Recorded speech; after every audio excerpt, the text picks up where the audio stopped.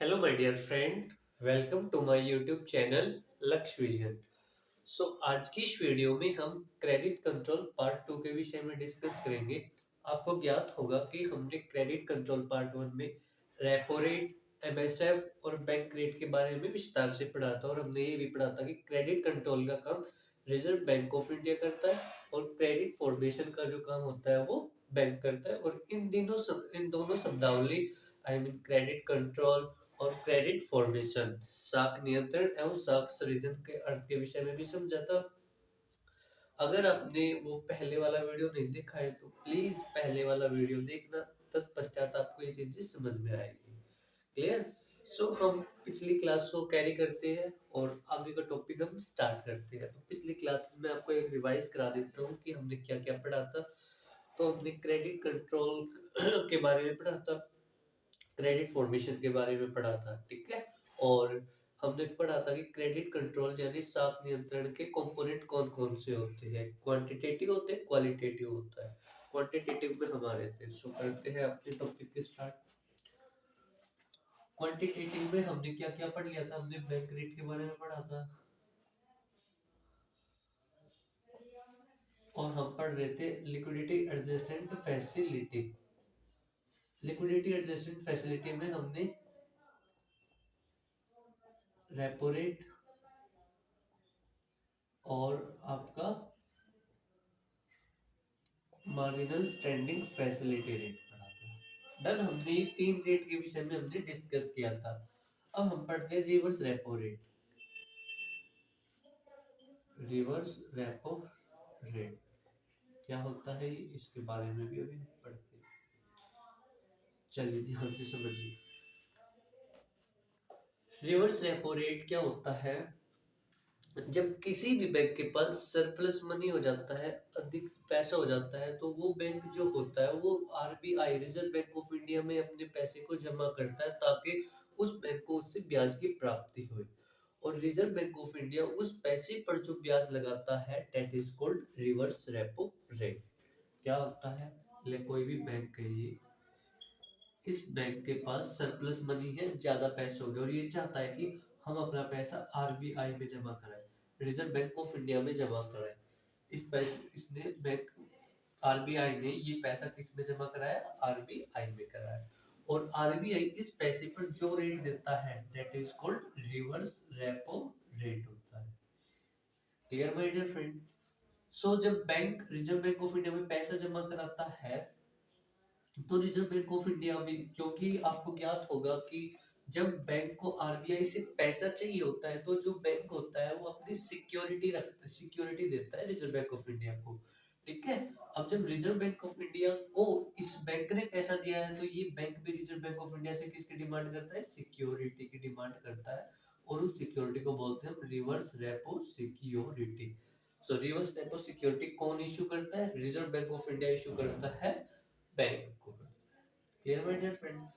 Repo rate, reverse repo rate एक होता है, फिक्स रेपो रेट होता है, फिक्स रिवर्स रेपो रेट। इसको रिजर्व बैंक ऑफ इंडिया ही क्या कर देता है? फिक्स कर देता है। एक होता है आपका variable, variable reverse repo rate. ये क्या होता है? इसका जो निर्धारण होता है वो बैंक करते हैं। कौन करते हैं? बैंक करते हैं। Clear my dear friend? Reverse repo rate दो टाइप के होते हैं, तो फिक्स रिवर्स रेपो रेट होता है, एक वेरिएबल रिवर्स रेपो रेट होता है। फिक्स रेपो रेट का जो निर्धारण होता है वो रिजर्व बैंक ऑफ इंडिया करता है। इसका डिटरमिनेशन कौन करता है? Reserve Bank of India. जबकि वेरिएबल रिवर्स रेपो रेट का जो निर्धारण होता है वो बैंक करते हैं। कौन करते हैं? सिर्फ बैंक करते हैं। कैसे करते हैं? ऑक्शन के माध्यम से। ऑक्शन का मतलब होता है बोली लगाकर। कहां पर? ई कुबेर प्लेटफॉर्म पर। इस पर ई कुबेर प्लेटफॉर्म पर। ई कुबेर प्लेटफॉर्म एक पोर्टल है रिजर्व बैंक ऑफ इंडिया का है ये, ठीक है my dear friend. Variable reverse repo rate में जो बैंक सबसे कम ब्याज, जब न्यूनतम ब्याज दर पर लगाएगा उसी का पैसा जो होता है रिजर्व बैंक ऑफ इंडिया लेता है, ठीक है। मैं एक बार आपको एक्सप्लेन कर देता हूँ रिवर्स रेपो रेट होता क्या है। जब किसी भी बैंक के पास सरप्लस मनी हो जाता है तो वो अपना पैसा जो होता है आरबीआई में जमा कराता है, और रिजर्व बैंक ऑफ इंडिया उस पर जो रेट देता है उसी को हम बोलते हैं रिवर्स रेपो रेट। ठीक है, इसीलिए इसको हम पार्किंग जमा भी बोलते हैं, क्योंकि रिजर्व बैंक ऑफ इंडिया में क्या करते हैं, बैंक जो होते हैं रिजर्व बैंक ऑफ इंडिया में पैसे जमा करते हैं, इसलिए इसको पार्किंग डिपॉजिट बोलते हैं।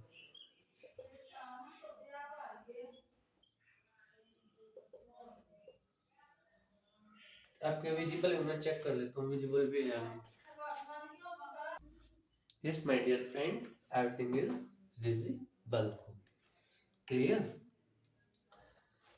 Done, my dear friend. So, reverse fix repo rate की जगह ना 2016 में रिजर्व बैंक ऑफ इंडिया एक चीज लेकर आया जिसको बोलते हैं हम SDF, standing deposit facility. SDF, standing deposit facility. Standing deposit facility जो होता है वो LAF, लिक्विडिटी एडजस्टमेंट फैसिलिटी के कॉरिडोर को सिमेट्रिक कर देता है। कि मैं आपको इसके बारे में अभी बताता हूँ, सिमेट्रिक और एसिमेट्रिक। मतलब आपको ये क्लियर हो गया ना रिवर्स रेपो रेट क्या होता है। चलिए मैं आपको HDF के बारे में बताता हूँ।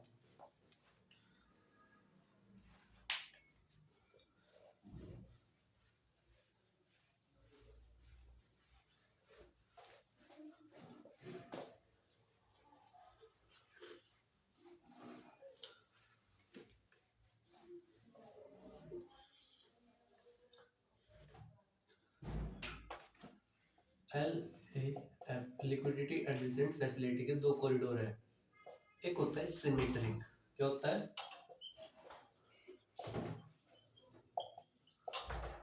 सिमेट्रिक। एक होता है असिमेट्रिक, क्या होता है दूसरा असिमेट्रिक। ठीक है, अब इसमें ध्यान से समझना। क्या होता है आपका bank rate, MSF, repo rate और reverse repo rate. Done my dear friend. अगर रेपो रेट आपका 6.25 है तो ये इससे 25 पॉइंट बेसिस बढ़ेगा तो ये 6.0 हो जाएगा और ये 6.25 हो जाएगा। और जो बैंक रेट और जो रिवर्स रेपो रेट होता है ये हो जाना चाहिए आपका कितना, 5 पॉइंट हो जाना चाहिए। ठीक है, लेकिन असिमेट्रिक में बैंक रेट कितना ही रहेगा, 6.0 रहेगा, और जो रेपो रेट होगा ये भी 6.25 रहेगा। लेकिन जो रिवर्स रेपो रेट होगा ये 3% हो जाएगा। ये असिमेट्रिक है। देखो ये ना एक सीक्वेंस से चल रहा है। सीक्वेंस से कैसे, जैसे कि -25 -25 का इसमें डिफर है तो इसलिए बोलते हैं हम सिमेट्रिक कॉरिडोर। लेकिन इसमें हम देखेंगे -25 या -25 और यहाँ ज्यादा गैप होगा तो इसे बोलते हैं हम असिमेट्रिक। ठीक है, जो फिक्स रेपो रेट है वो आपका 3% है। जो फिक्स रेपो रेट है आपका, फिक्स रिवर्स रेपो जो रेट है वो आपका कितना है, 3% है। तो रिजर्व बैंक ऑफ इंडिया ने क्या कहा है कि भाई हम fix repo rate, fix reverse repo rate 3% तक देंगे। 2016 में LAF, लिक्विडिटी एडजस्टमेंट फैसिलिटी के कॉरिडोर को सिमेट्रिक और सिमेट्रिक से सिमेट्रिक करने के लिए एक सिस्टम स्टार्ट किया, उसको बोलते हैं हम SDF, स्टैंडिंग डिपॉजिट फैसिलिटी। क्या इसकी फुल फॉर्म बोलो मेरे साथ, standing deposit facility. Standing deposit facility. इसकी शुरुआत कब की थी, 2016 में। ये क्या करता है, लिक्विडिटी एडजस्टमेंट फैसिलिटी के कॉरिडोर को असिमेट्रिक से सिमेट्रिक बनाता है। ठीक है, और ये एक फैसिलिटी है। इस पर जो अब कोई भी बैंक जब रिजर्व बैंक ऑफ इंडिया में अपने पैसे जमा कराता है तो वो रिजर्व बैंक ऑफ इंडिया उसको दो तरह की रेट दे सकता है। तो फिक्स रिवर्स रेपो रेट जो कि बिल्कुल फिक्स होगी, इस पे 3%, इसमें कोई बदलाव ही नहीं होगा। और HDF पर भी बोल सकता है, और वो जो HDF होता है वो 5% होती है। ठीक है, अब इन दोनों में डिफरेंस क्या है ध्यान से समझिएगा। मैं आपको एग्जांपल से देके बताता हूँ कि भाई मैं मान लो मैं बैंक हूँ, आप रिजर्व बैंक ऑफ इंडिया हो। I have a lot of money, surplus money, then I will, मैं आता हूँ रिजर्व बैंक के पास कि सर मेरे पास ज्यादा पैसे हो गए, आप इस पैसे को ले लीजिएगा। रिजर्व बैंक ऑफ इंडिया उस पैसे को ले लेता है और उस पर वो दो तरह के रेट दे सकता है। एक तो देगा वो फिक्स रिवर्स रेपो रेट जो कि 3% होगा, और एक दे सकता है वो SDF, special deposit facility, sorry standing deposit facility. Standing deposit facility में जो रिजर्व बैंक ऑफ इंडिया को 5% की रेट देगा। अब कौन सा बैंक चाहेगा कि भाई हम फिक्स रिवर्स रेपो रेट ले, उधर तो ऑब्वियस है कि बैंक उम्मीद करेगा या चाहेगा कि उसको ज्यादा से ज्यादा इंटरेस्ट रेट मिले। तो बहुत सारे बैंक जो होते हैं वो एसडीएफ स्टैंडिंग डिपॉजिट फैसिलिटी पर ही रखते हैं, ठीक है। लेकिन इन दोनों में डिफरेंस क्या होता है? फिक्स रिवर्स रेपो रेट में जो रिजर्व बैंक ऑफ इंडिया होता है ये अपनी सिक्योरिटी को रखता है, अपनी प्रतिभूति को रखता है कि ये मेरे लीजिए मेरी प्रतिभूति। लेकिन स्टैंडिंग डिपॉजिट फैसिलिटी में रिजर्व बैंक ऑफ इंडिया कोई भी किसी प्रकार की फैसिलिटी को आई मीन किसी भी प्रकार की सिक्योरिटी को नहीं रखता है। ये दोनों में डिफरेंस। डन। आपको उम्मीद होगा कि रेपो रेट भी समझ, ये तीनों रेट समझ में आ गए होंगे। चलिए अब मैं आपको एक चीज पढ़ाता हूँ, OMO ओपन मार्केट ऑपरेशन। नाम आपने शायद सुना होगा। दो चीजें, एक तो होता ऑपरेशन ट्विस्ट, तीन शब्दावली समझाता हूँ, ठीक है। पहले होते हैं स्टरलाइजेशन, STER, स्टरलाइजेशन इसको बोलते हैं बंधीकरण, बंधीकरण।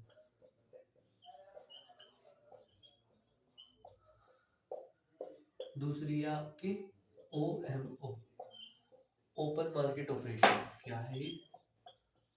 Open market operation. थर्ड है आपकी operation twist, operation twist. Sterilisation क्या होता है, ध्यान से समझिएगा। स्टरलाइजेशन को हम हिंदी में बंधीकरण बोलते हैं। जब कभी मार्केट में लिक्विडिटी अधिक हो जाती है, तरलता अधिक हो जाती है, तो रिजर्व बैंक ऑफ इंडिया उस तरलता को नियंत्रित करने हेतु क्या अपनी तो डियर मॉनेटरी पॉलिसी या चीप मॉनेटरी पॉलिसी को अपनाता है, या डॉलर का क्रय या विक्रय करता है। इस पूरी प्रक्रिया को बोलते हैं हम स्टरलाइजेशन, बंधीकरण। क्लियर? मैं आपको एग्जांपल से बताता हूँ। देखो मार्केट में जब लिक्विडिटी ज्यादा होगी, ध्यान से समझना, लिक्विडिटी का मतलब होता है तरलता, तरलता का मतलब सिंपल सा होता है पैसा। जब लोगों के पास पैसा ज्यादा होएगा तो वैसे डिमांड ज्यादा करेंगे, डिमांड ज्यादा होएगी और उतनी सप्लाई नहीं होगी तो गुड्स एंड सर्विसेज का प्राइस हाई होएगा, जिसे हम बोलते हैं इन्फ्लेशन होता है, ठीक है। तो reserve Bank of India liquidity को कंट्रोल, लिक्विडिटी ज्यादा होगी तो क्या होएगा? इन्फ्लेशन होएगा, मार्केट में मुद्रास्फीति होगी। इन्फ्लेशन को कंट्रोल करने के लिए जो रिजर्व बैंक ऑफ इंडिया अपनी कौन सी पॉलिसी को अपनाएगा? डियर मॉनेटरी पॉलिसी, ठीक है। डियर मॉनेटरी पॉलिसी को अपनाने के जो बैंक हो गए वे अपने इंटरेस्ट रेट्स बढ़ा देंगे, जिससे लोग ज्यादा बैंक नहीं लेंगे, जिससे मार्केट से लिक्विडिटी कंज्यूम हो जाएगी, ठीक है। और क्या होएगा? इन्फ्लेशन और कब होएगा? वही जब जब डॉलर का क्या हो? आउटफ्लो हो। जब डॉलर का क्या हो? जब डॉलर का आउटफ्लो हो, आउटफ्लो हो, ठीक है। तो उस समय भी जो रिजर्व बैंक ऑफ इंडिया क्या करेगा? डॉलर का क्रय करेगा, डॉलर का सॉरी डॉलर को विक्रय करेगा, डॉलर को बेचेगा मार्केट में, जिससे लिक्विडिटी कंज्यूम हो जाए। ये क्या होता है? मैंने आपको पढ़ाया हुआ है कि जब जब मार्केट से डॉलर का आउटफ्लो होता है, जब भारत से डॉलर का बहिर्प्रवाह होता है, तो रुपए का मूल्य ह्रास हो जाता है, तो जिससे मार्केट में इन्फ्लेशन बढ़ जाती है। इसीलिए जब जब डॉलर का आउटफ्लो होता है तो जो रिजर्व बैंक ऑफ इंडिया होता है फॉरेक्स स्वैप करता है, फॉरेक्स स्वैप करने के बाद वो डॉलर को क्या करता है? सेल करता है, कहता है कि लो लो डॉलर ले लो, डॉलर ले लो, मुझे पैसा दे दो, पैसा दे दो, जिससे लिक्विडिटी क्या हो जाएगी? कम हो जाएगी, कम हो जाएगी, तो इससे इन्फ्लेशन कंट्रोल होएगा। इसी प्रोसेस को बच्चों हम बोलते हैं स्टरलाइजेशन, बंधीकरण बोलते हैं, ठीक है। अब ओएमओ क्या होता है? Open market operation. देखिए ओएमओ भी यही होता है, ओएमओ भी ये आपको विजिबल है, मेरे को चेक कर दो विजिबल भी है या नहीं यहाँ पर। और everything is visible my dear friend, clear? So sterilisation से ये होता है कि जब Reserve Bank of India liquidity को कंट्रोल करने के लिए अपनी सिक्योरिटीज को, यहाँ पर एफडी मॉनेटरी पॉलिसी भी यूज कर सकते हो, या एक शब्द होता है हमारे पास सिक्योरिटी, प्रतिभूति। मार्केट में आई मीन बाजार में, मार्केट में बाजार में लिक्विडिटी को कंट्रोल करने के लिए सिक्योरिटीज का क्रय विक्रय करता है या डॉलर का क्रय विक्रय करता है। इस पूरी प्रक्रिया को बोलते हैं हम स्टरलाइजेशन। अब अगर आप लिखना चाहें तो लिख सकते हैं, कॉपी पेन निकाल लीजिएगा। बंधेकरण का क्या अर्थ है? Sterilisation. Reserve Bank of India आवश्यकता अनुसार तरलता को नियंत्रित करने हेतु बाजार में सरकारी प्रतिभूति का क्रय एवं विक्रय करता है और साथ ही डॉलर का भी क्रय एवं विक्रय करता है। इस पूरी प्रक्रिया को स्टरलाइजेशन बंधेकरण कहते हैं। डन। चलिए, अब ओएमओ और ऑपरेशन ट्विस्ट ये एक जैसी शब्दावली, इनको भी समझते हैं।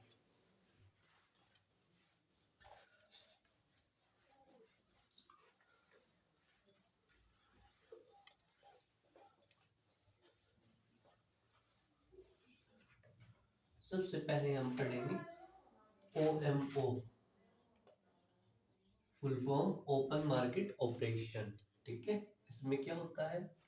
Reserve Bank of India RBI आवश्यकता अनुसार बाजार में तरलता को, लिक्विडिटी को नियंत्रित करने के लिए गवर्नमेंट सिक्योरिटीज को क्या करता है? गवर्नमेंट सिक्योरिटीज को क्या करता है? तो बाय करेगा। बाय का मतलब है खरीदेगा। Reserve Bank of India government security को, गवर्नमेंट जिसको हम जी सेक बोलते हैं, जी सेक को क्या करेगा? या तो बाय करेगा। बाय का मतलब बाय बाय ऐसे बाय बाय नहीं, खरीदेगा। या उसको क्या करेगा? सेल करेगा। ठीक है, जब Reserve Bank of India government securities को खरीदेगा तो ऑब्वियस है कि भाई उस चीज की डिमांड क्या हो जाएगी? ज्यादा हो जाएगी। डिमांड ज्यादा हो जाएगी तो उस सिक्योरिटीज की वैल्यू ज्यादा हो जाएगी, जिस वजह से उसका यील्ड कम हो जाएगा।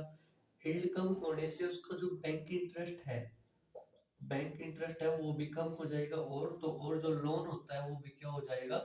सस्ता हो जाएगा। जब रिजर्व बैंक ऑफ इंडिया को लोन को सस्ता करना है, यानी जब मंदी होती है तो वो लोगों से क्या ले, जब लोगों के पास पैसा नहीं होगा तो ऑब्वियसली वो गवर्नमेंट सिक्योरिटीज को बाय करेगा, खरीदेगा।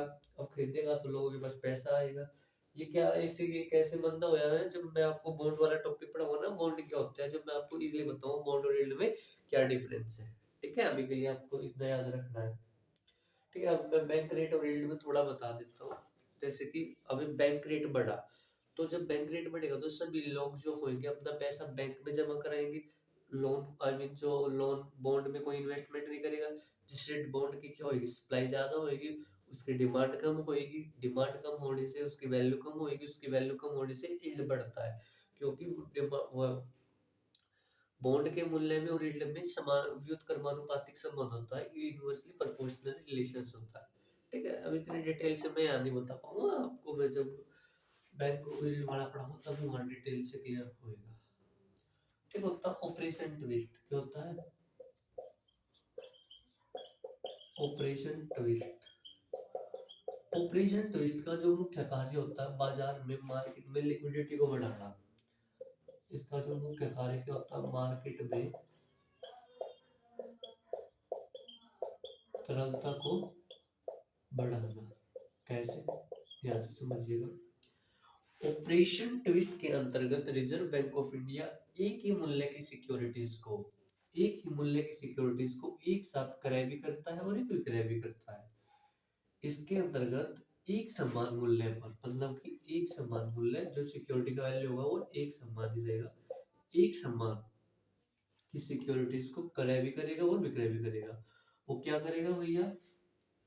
जो क्रय करेगा ना वो तो करेगा वो अल्पकालिक सिक्योरिटी को, अल्पकालिक प्रतिभूति, प्रतिभूति, शॉर्ट टाइम सिक्योरिटीज। और जो विक्रय करेगा वो करेगा दीर्घकालिक, दीर्घकालिक प्रतिभूति का क्या करेगा वो। अब विजिबल है, मैं चेक कर लेता हूँ भैया। विजिबल है, मैं नेक्स्ट वीडियो बना देता हूँ, यहाँ स्पेस नहीं है। ठीक है, और जो ऑपरेशन ट्विस्ट के अंतर्गत जो अल्पकालिक प्रतिभूति होती है ना, इसका तो विक्रय करता है। एक्सचेंज में मैंने आपको थोड़ा इसका करेगा विक्रय, और जो दीर्घकालिक सिक्योरिटीज होती है उसका करेगा वो क्रय, उसको वो खरीदेगा। ठीक है, चलिए मैं आपको नेक्स्ट वीडियो बताने का प्रयास करता हूँ।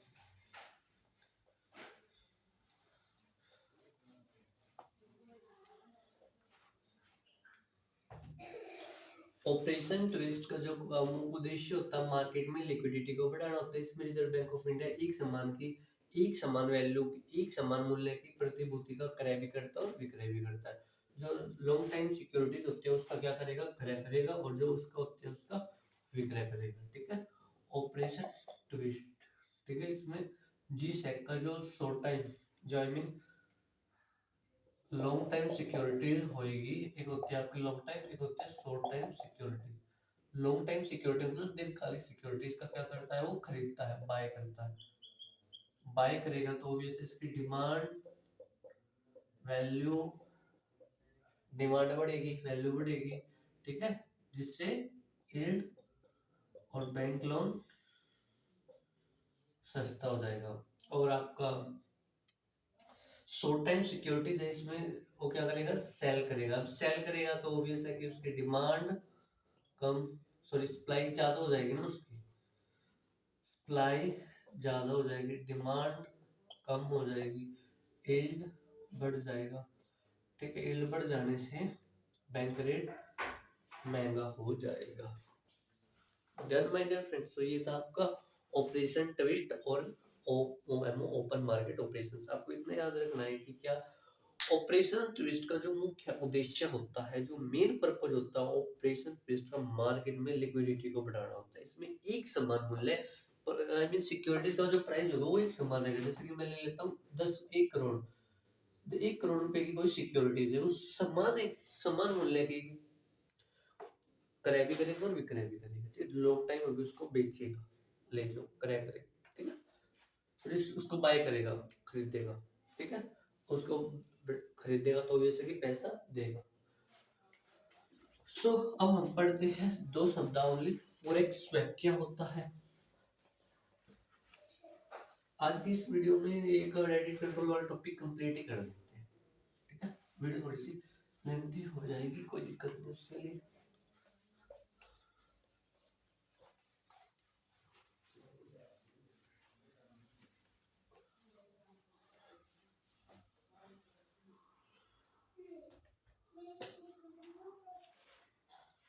एक होता है फॉरेक्स स्वैप। क्या होता है भाई, फॉरेक्स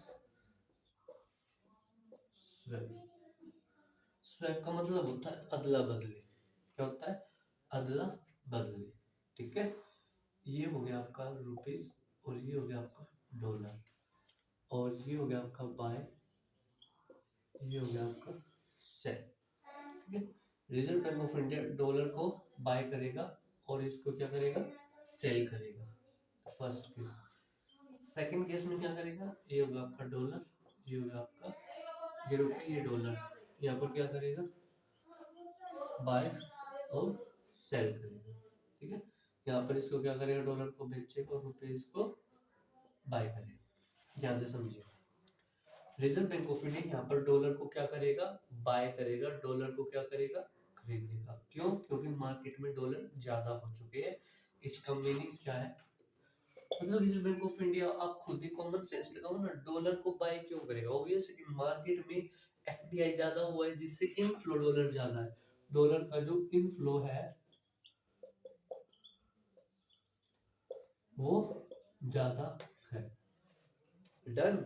और यहाँ पर reserve Bank of India dollar को क्या करेगा, सेल करेगा। तो ऑब्वियस है, डॉलर को सेल करेगा तो ऑब्वियस है कि डॉलर का आउटफ्लो हुआ इंडिया से, डॉलर का आउटफ्लो। ध्यान से समझना, इसका मतलब होता है फॉरेक्स स्वैप कौन करता है, वैसे ही आरबीआई करता है। अब ध्यान से समझो, जब जब मार्केट में डॉलर का रेशियो इम्बैलेंस होता है, उस समय reserve Bank of India forex swap करता है। इसका मतलब है कि रिजर्व बैंक ऑफ इंडिया सभी बैंकों से बोलता है कि देखिए, मैं रिजर्व बैंक ऑफ इंडिया आज दिनांक इतने दिनांक को आप लोगों को मैं डॉलर का क्या कर रहा हूँ, बाय कर रहा हूँ। आपसे डॉलर को क्या कर रहा हूँ, क्रय कर रहा है। डॉलर को क्या कर रहा है, खरीद रहा है कि आप मुझे क्या दो, डॉलर दीजिए। ठीक है, और एक निश्चित समय के बाद, मतलब 3 वर्ष के बाद, 3 वर्ष के बाद मैं फिर से आपसे डॉलर को विक्रय करूंगा, डॉलर को बेचूंगा। ठीक है, और उसका जो मूल्य होता है वो पहले ही डिसाइड हो जाता है, उसको बोलते हैं हम forward rate, sorry cut off price, उसको क्या बोलते हैं, कट ऑफ प्राइस। ध्यान से समझिए क्या होता है क्या नहीं होता है। जैसे कि आज ही मान लो, आज रिजर्व बैंक ऑफ इंडिया ने क्या किया है, फॉरेक्स स्वैप किया है। सभी बैंकों से कहा है कि देखिए भाई सभी बैंक मार्केट में ना डॉलर बहुत ज्यादा आ चुके हैं, अब मैं चाहता हूँ कि आप लोगों के साथ डॉलर का स्वैप करता हूँ। अब आप मुझे डॉलर दीजिए, मतलब कि रिजर्व बैंक ऑफ इंडिया इस वाली पॉलिसी को अपना रहा है कि डॉलर को क्या कर रहा है, बाय कर रहा है ड्यू, क्योंकि भारत में डॉलर का इनफ्लो हो गया कि आप लाओ जल्दी से सभी सभी बैंक अपने डॉलर दीजिए। ठीक है। अब रिजर्व बैंक ऑफ इंडिया कहता है कि आज से 3 वर्ष बाद, आज 2026 है तो 3 वर्ष बाद में 2029 को मैं फिर ये वाली पॉलिसी अपनाऊंगा, आपको डॉलर को सेल करूंगा। ठीक है। अब उसका क्या मूल्य रहेगा, उसका मूल्य आज ही निर्धारित कर लेंगे कि भाई $1 का मूल्य 90 रुपए, तो 3 साल के बाद में 90 रुपए रहेगा, चाहे वो बढ़ो चाहे घटो। That is called cut off price कहते हैं इसे। ठीक है। इसे ही हम बोलते हैं फॉरेक्स स्वैप, फॉरेक्स का अदला बदली कर लेना। ठीक है। Reserve Bank of India liquidity dollar को कंट्रोल करने के लिए करता है। डन। इस सिचुएशंस में क्या हो रहा है, आप भी खुद लगाओगे, जब रिजर्व बैंक डॉलर को बाय करे तो डॉलर का इनफ्लो ज्यादा हुआ है, यहाँ डॉलर का आउटफ्लो ज्यादा हुआ है। डॉलर के आउटफ्लो जाने से क्या क्या हो जाता है, ऑब्वियस है कि रुपीस का डेप्रिसिएशन होएगा ही होएगा। रुपीस का डेप्रिसिएशन, मूल्य ह्रास, डेप्रिसिएशन होएगा, इन्फ्लेशन होएगी। इन्फ्लेशन से ऑब्वियस है हमारा क्या होएगा, एक्सपोर्ट कम होएगा भैया। ठीक है। सॉरी एक्सपोर्ट, एक्सपोर्ट कम होएगा। ठीक है। सो ये होता है आपका फॉरेक्स स्वैप। अब हम दो शब्दावली और पढ़ते हैं। एक तो हो गया आपका TLTR, एक होगा LTRO।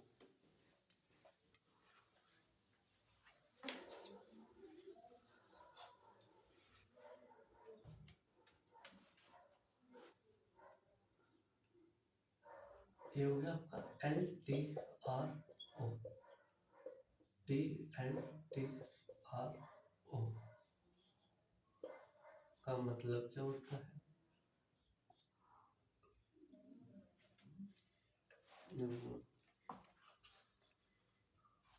LTRO। ठीक है। इसकी फुल फॉर्म होती है भाई लॉन्ग टर्म रेपो ऑपरेशन। क्या होते हैं, लॉन्ग टर्म रेपो ऑपरेशन। इसका उद्देश्य होता है मार्केट में लिक्विडिटी को बढ़ाना। जब कोई भी बैंक, जब कोई भी बैंक अपने दीर्घकालिक ऋण को बैंक रेट पर लेता है, आपको ज्ञात होगा कि जो रिजर्व बैंक ऑफ इंडिया होता है वो बैंकों को दो तरह के ऋण देता है। ठीक है। बैंकों को दो तरह के ऋण देता है, एक तो लॉन्ग टर्म और एक शॉर्ट टर्म।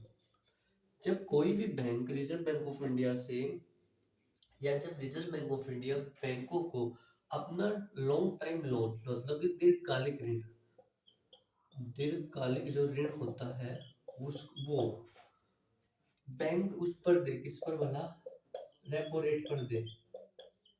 क्योंकि आपको पता है कि जो bank Reserve Bank of India होता है बैंकों को दीर्घकालिक ऋण जो होता है वो उस पर देता है, बैंक रेट पर देता है, और बैंक रेट जो होता है रेपो रेट से अधिक होता है। ठीक है। और LTRO को जो स्टार्ट किया गया था वो 2020 में स्टार्ट किया गया था। इसका उद्देश्य होता है मार्केट में लिक्विडिटी को बढ़ाना। क्या, इसको बढ़ाना, मार्केट में लिक्विडिटी को बढ़ाना। LTRO के अंतर्गत रिजर्व बैंक ऑफ इंडिया बैंकों को अपना जो दीर्घकालिक ऋण होता है वो अगर रेपो रेट में दे तो उसको बोलते हैं हम LTRO, long term repo operation. LTRO का stand for targeted, targeted long term repo operation, long term repo operation, long term repo operation. इसमें क्या होता है, TLTRO targeted long term repo operations में कि बैंक ने जिस जिस उद्देश्य के लिए ऋण लिया है उसी उद्देश्य के लिए उसका यूज करें। That is called targeted long term. Done my dear friend, clear. So दो टॉपिक और बच गए, एक टॉपिक और बच गया आपका वेरिएबल, वेरिएबल वाला पे और डिस्कस कर लेते हैं।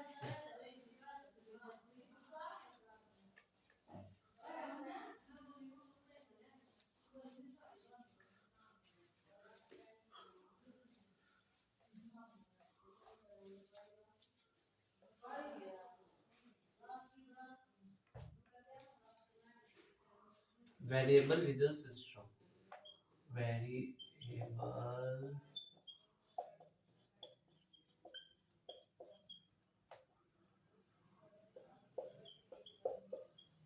सिस्टम।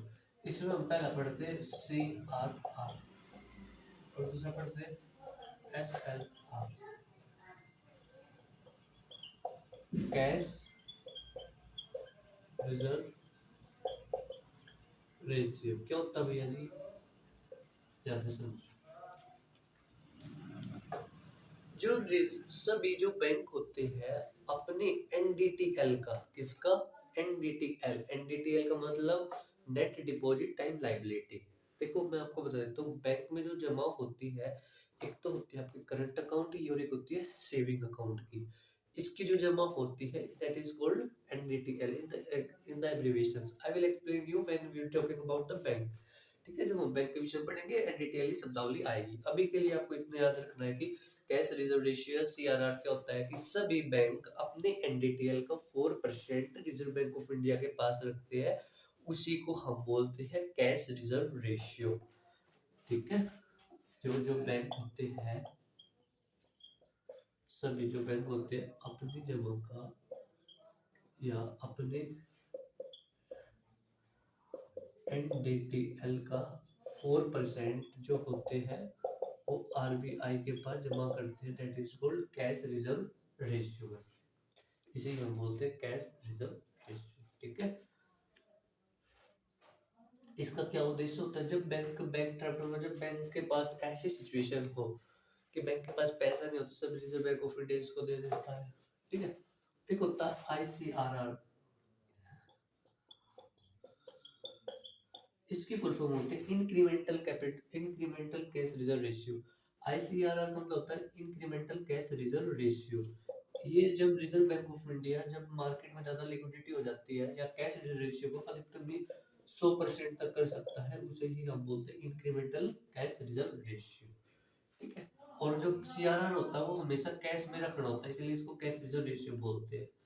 SLR क्या होता है, स्टैट्यूटरी लिक्विडिटी रेशियो होता है। क्या होता है, स्टैट्यूटरी लिक्विडिटी रेशियो। SLR क्या होता है कि सभी बैंक अपने NDTL का 18% जो होता है रिजर्व बैंक ऑफ इंडिया के पास रखते हैं, उसको हम बोलते हैं SLR, स्टैट्यूटरी लिक्विडिटी रेशियो। इसमें कितना परसेंट होता है, NDTL का new deposit and deposit time liability का 18% जो होते हैं सभी बैंक कहाँ पर रखते हैं, रिजर्व बैंक ऑफ इंडिया के पास रखते हैं। और जो SLR होते हैं इसको आप गोल्ड के रूप में भी रख सकते हैं, इसको आप कैश के रूप में भी रख सकते हैं, और इसको आप G-Sec गवर्नमेंट सिक्योरिटीज के रूप में भी रख सकते हैं। क्लियर हुई बात। कैश रिजर्व रेशियो को सिर्फ और सिर्फ आप कैश के रूप में रखोगे, स्टैट्यूटरी लिक्विडिटी रेशियो को आप गोल्ड, कैश या G-Sec के रूप में भी आप रख सकते हैं। लेकिन जो सभी बैंक होते हैं वो गवर्नमेंट सिक्योरिटीज के रूप में रखना पसंद करते हैं, क्योंकि इस पर ब्याज भी मिलता है। अधिकतम जो SLR जो होता है वो 40% तक गवर्नमेंट बढ़ा सकता, रिजर्व बैंक ऑफ इंडिया को बढ़ा सकता। ठीक है, सो ये था आपका, दिस इज ऑल अबाउट कौन सा बोला, monetary component of a credit control. ठीक है, नेक्स्ट वीडियो में हम बैंक के बारे में पढ़ते हैं, बैंक के बारे में विस्तार से पढ़ेंगे। ठीक है मेरे फ्रेंड, चल मिलते हैं नेक्स्ट वीडियो में, जब तक के लिए पढ़ते रहिए, पढ़ाते रहिए।